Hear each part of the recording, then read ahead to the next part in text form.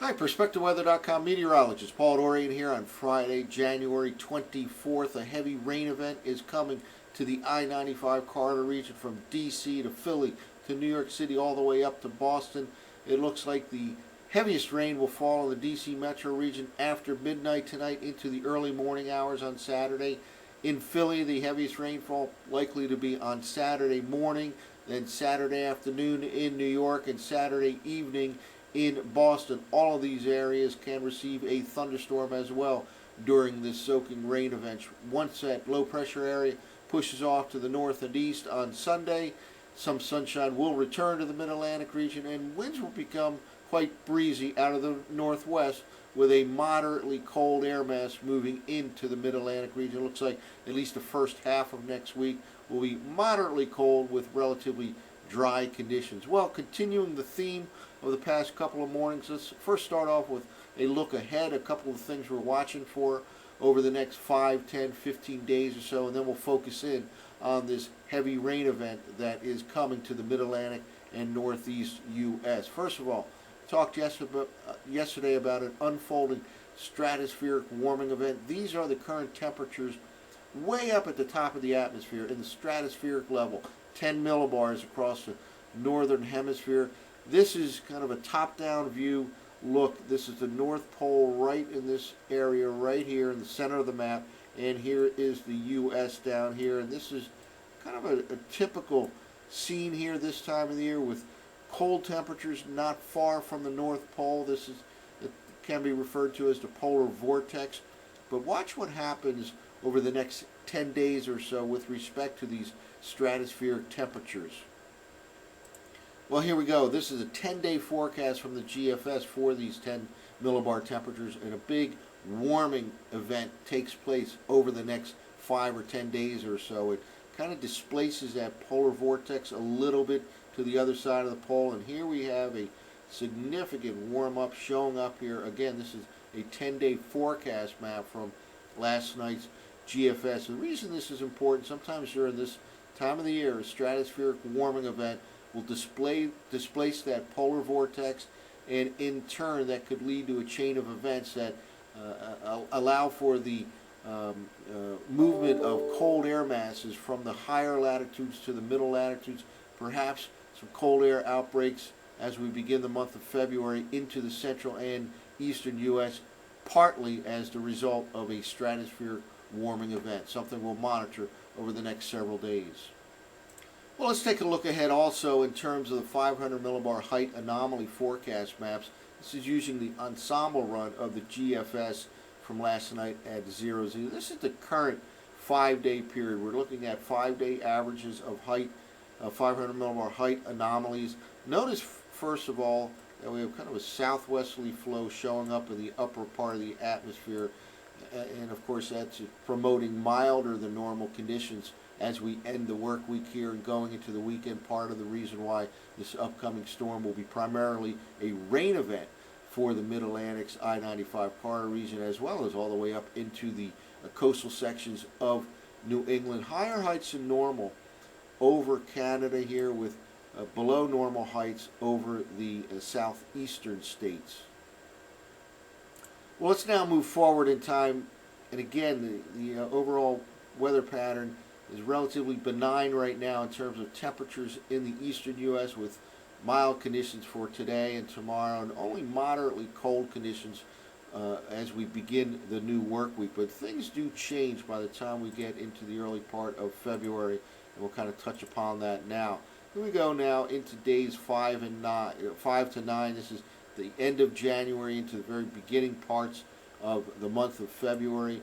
Notice here what's happening. First of all, the higher heights than normal over Canada starting to fade with time, and we'll watch this trough, this below normal heights here in the eastern U.S. as we transition into the month of February. And by the time we get out to days 11 to 15 and then days 12 to 16, quite an impressive look here to the overall weather pattern in terms of troughiness in the eastern U.S.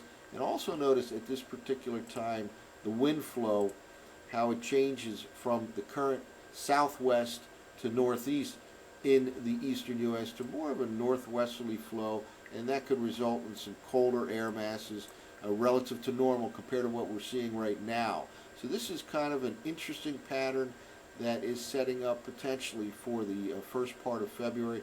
This particular 5-day average map is for February 4th to February 9th, and with this trough in the east and some signs of colder weather pattern, combining that with the stratospheric warming event, may get pretty interesting in the central and eastern U.S. during the first part of February. Well, now let's take a look at how that 500 millibar pattern change affects the temperatures. We're looking at the 5-day averages for 850 millibar temperature anomalies here. And first of all, let's start off with the current 5-day period. Again, notice, as we pointed out yesterday, what's going on in Alaska. Very, very cold month, really persistent cold in Alaska throughout the month of January. Warmer than normal temperatures across Canada, and then we have another cold blotch here over the current 5-day period. Florida had some very cold weather compared to normal a couple of days ago, easing up with the cold today as well as yesterday, but still for this current 5-day period, a below normal temperature pattern in the southeastern U.S. Well, as we did before, let's now push ahead. Again, these are 5-day averages. We're going from the current 5-day period all the way into the early part of the month of February. Let's push forward here and notice Alaska remains cold. This is days 4 to 8 now. And then as we go farther and farther, remember that upper level trough kind of intensified as we rolled into the month of February here in the eastern U.S. And corresponding with that deepening trough is kind of a wider and wider spread of below normal temperatures here, days 10 to 14. Notice what's happening here in the eastern part of the nation, below normal temperatures. Again, on average for a 5-day period, it also tends to be smoothed out as we go forward in time with the ensemble runs here. Here we go now by days 11 to 15, and then days 12 to 16, colder than normal in the Midwest. The eastern U.S. kind of all the way connected. Still, Alaska remaining colder than normal here, but quite an interesting pattern change as we evolve from the end of January into February with a deepening trough aloft in the eastern U.S., and with that we'll go relatively colder than normal temperatures as we begin the month of February.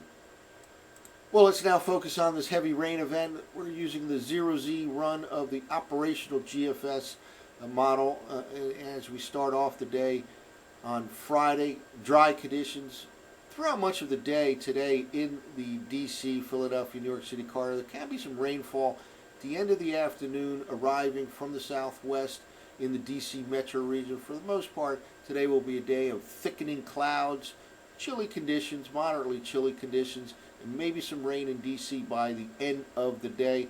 Low pressure. Initial wave of low pressure goes up into the Ohio Valley today, but then a secondary will form over the Delmarva Peninsula somewhere near the Mid-Atlantic coastline on Saturday. That'll take over and become the main player and become the focus of a significant rain event for the I-95 corridor, which, by the way, can include a thunderstorm or two. Let's move forward here. Here we go. Still spinning around over the Ohio Valley, the initial wave of low pressure.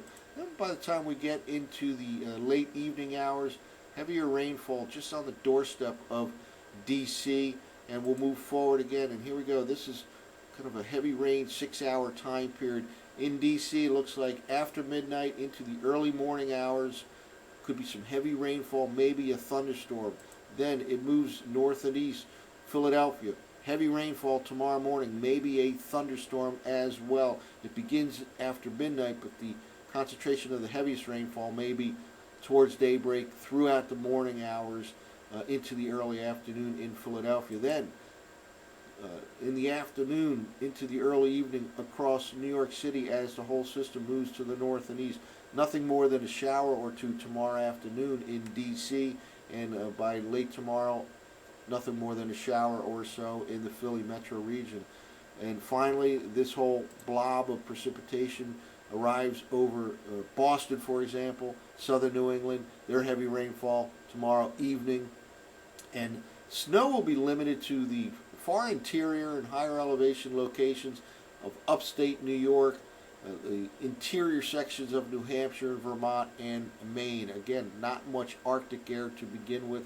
By the time we get into Sunday, that low pressure area moves off to the north and east. A kind of a stiff northwest breeze will form in the mid-Atlantic region. Some sunshine will return, but before we get to the drying on Sunday, a heavy rain event for the I-95 corridor. Again, it looks like the heaviest rainfall in D.C.